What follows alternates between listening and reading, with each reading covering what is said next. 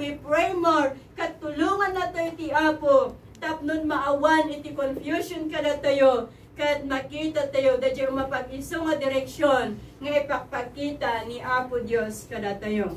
If we pray more, it gives us strength to avoid temptation. Matthew 26:41. Watch and pray that ye enter not into temptation. Nasa pamagitan ng marugdob na panalangin, napapagtagumpayan po natin ang mga tukso na nakapaligid sa atin. Amen?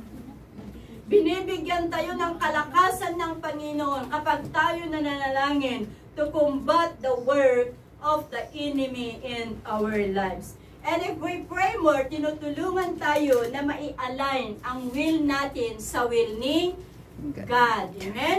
Tinutulungan tayo tapnon mai-align dajay will ni Apo Dios, ijay will tayo tapnon iti kasta kat saan nga dajay will tayo iti soroton tayo. And one more thing, if we pray more, God answers our request. Amen? God answers our request. Example dito ni Hannah. Ni Hannah may isang babae nga awan ti anak na. Nagkanan nga nagpatingga nga nagkarkararag kini Apo Dios. Saan nga nagpatingga nga dinawat na iti pabor ni Apo Dios. Aging nga dimtang iti punto nga kunana. Ikarik iti sangwanam. Ngano ikanak iti anak. Itad kunto nga agserbiken ka. Kat ijay nga makita tayo nga request ni Hannah. Kat intad ni Apo Dios. Iso nga naadda ni Samuel. Kat iso nga idinipas ngay ni Samuel. Kalpasan nga napusot kakabsat. In panin ni Hannah ijay templo. Iti sidong ni Padi Ili. Kat ni Padi Ili tinangaywan kenkwana. Nagserbi ni Samuel iti templo ni Apo Dios. Agsipot ay sa dayta tiin ka rin ni Hannah. Hindi nga dinawat na nga ikan na daytoy iti anak. Iso nga nagbalin nga profeta ni Ari ay ni profeta Samuel. Hannah tinagan ti inana. Amen? Amen. So bakit mahalaga na kilalanin natin ang Diyos? Apay ngamin nga napatag nga masapol nga amaam-ammo tayo nga maam-ammo tayo launay ni Apo Dios. Iti John chapter 17 verse 3. John chapter 17 verse 3. And this is the way to have eternal life, to know you, the only true God, and Jesus Christ, the one you sent to earth. Dahil kat kararag ni Jesucristo para kadagiti disipulos na kakabsat. Nga lalo da kumanga maam-amo ni Apo Dios. Nga lalo da kumanga maam-amo da jay pudpudno nga Dios sa pamamagitan ni Jesucristo. Iti biyang ti agasawa kakabsat. Iti biyang ti agasawa, no kas-asawa pa lang, di adadadya ko na tayo nga adjustment, di ngamin. Ngam do iti nabaybayagdan nga agdandanakot na am-amudan iti may sakin may sa iti talaga nga naam-amudan iti may sakin may sa ijay nga ma-develop, dayjay nadikkat launay nga relasyon da nga aga sawa. Kasta iti biyang tayo ulitok nga kunaan kini Apo Dios. Nga damor nga maam-ammo tayo ni Apo Dios, maadda dahil na deket nga relasyon tayo kenkwana. Maadda dahil intimate nga relasyon tayo kenkwana, nga awanan iti makaisina pa. Amen?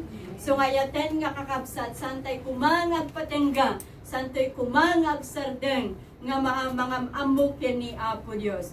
So to know Him more, let's spend our time in reading His Word, spend our time in prayer. And the more we get to know who Christ is, the more we get thirsty for Him. Amen? The more we long for Him, and the more we desire for Him. Kat numadan da dyan na dekat nga relasyon tayo kini Apo Dios, hanayon tayo nga marikna iti pannakawaw, iti presensya, iti Apo. Iso nga manipod iti dahil tingal daw, hanayon tayo kung mga marikna, iti pannakawaw, iti presensya, hanayon tayo kung mga marikna, iti pannakawaw, iti panagtrabaho ni Apo Dios. So as a woman of God, pagsipot na celebrate tayo iti Mother's Day as a woman of God, lagi po sana tayong uhaw na abutin ang Panginoon. Amen?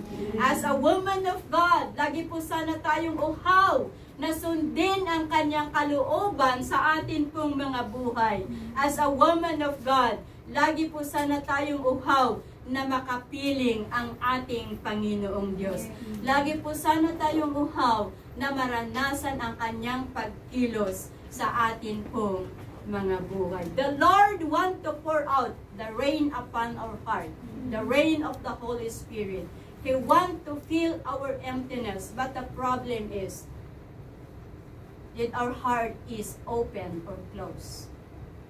Kaya't ni Apo Diyos ngay parukpok ti Espiritu na itibiyag ti tunggal may sa kadatayo. Kaya't natayo nga satisfyon, babaan iti paningiparukpok na panangpunpuno na tayo iti Espiritu Santo na. Ngam ti problema, nakalukat ba dagiti puso tayo nga mangawat iti dayta nga kayat ni Apo Diyos ngay parukpok kadatayo. Wenno dagiti puso tayo kat nakasarado.